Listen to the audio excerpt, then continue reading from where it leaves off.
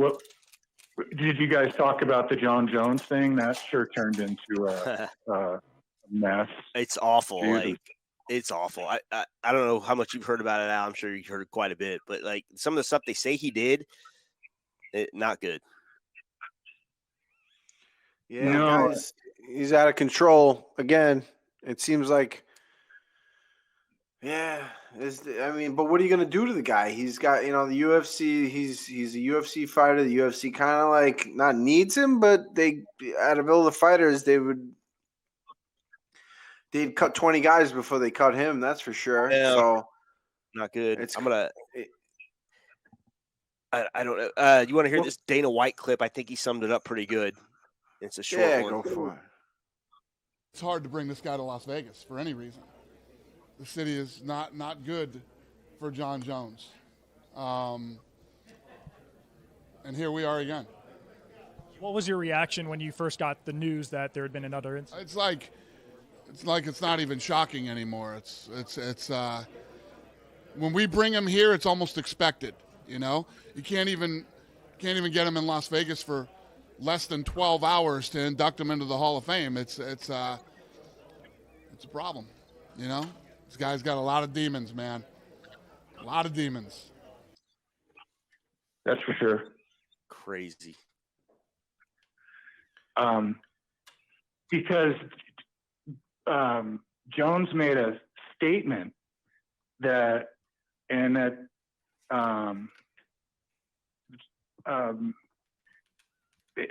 Jesse on Fire guy kind of got frustrated by that statement.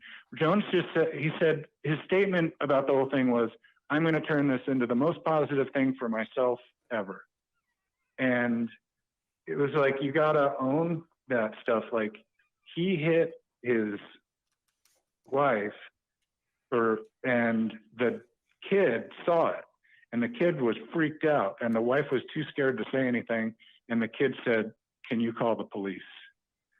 The poor little girl witnessed, and because there was blood, she had a fat lip, and she had blood on, like a swollen lip.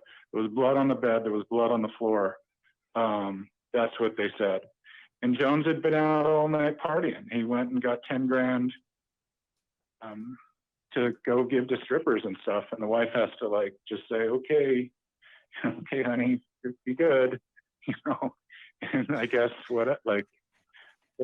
don't know how much money the guy's got, but 10 grand for strippers and cocaine for that night, I guess. And then he probably went through it in 3 hours and realized that was a waste.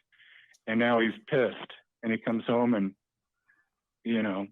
admitted, yeah, I pulled her hair, or I didn't want her to leave, or, that, I don't know, but there being blood and a fat lip, and the kid being freaked out to the point where the kid says, call the police on my dad.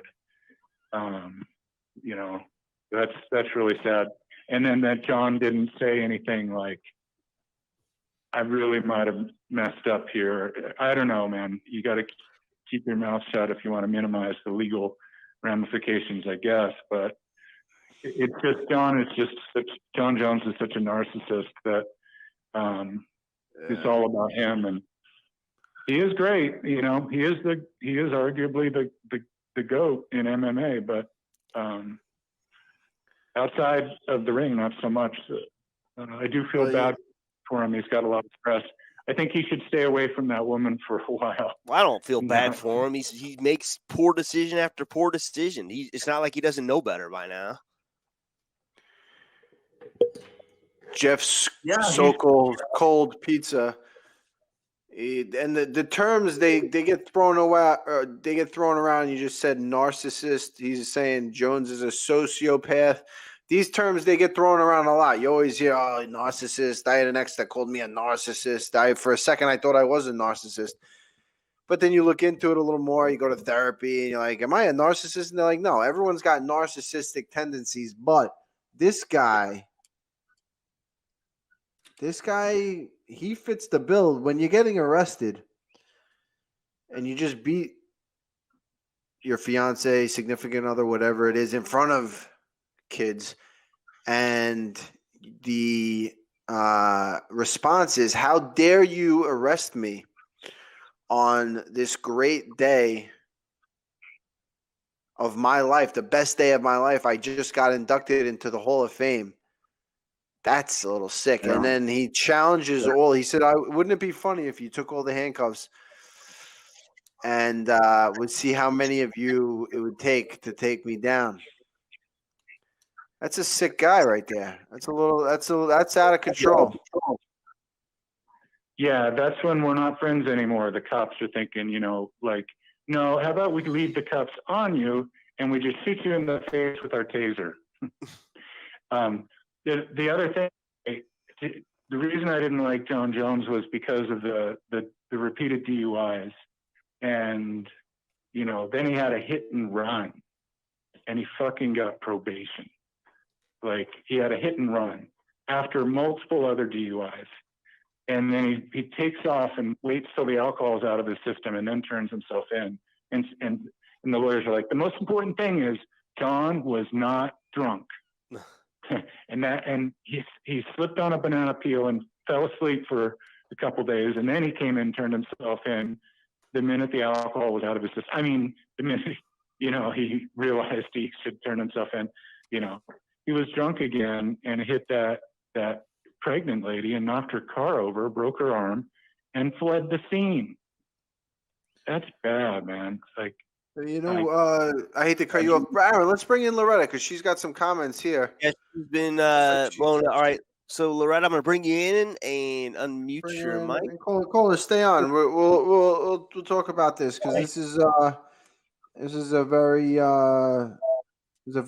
very interesting topic right now, and it'll be interesting to see where it goes forward. You heard Dana White. I don't know if you heard him in the press conference after the Contender Series. They asked him what would they ever think about cutting Jon Jones, and Dana, he definitely tiptoed around the question and said, "We're going to do what we always do. We're going to wait to see how it plays out legally."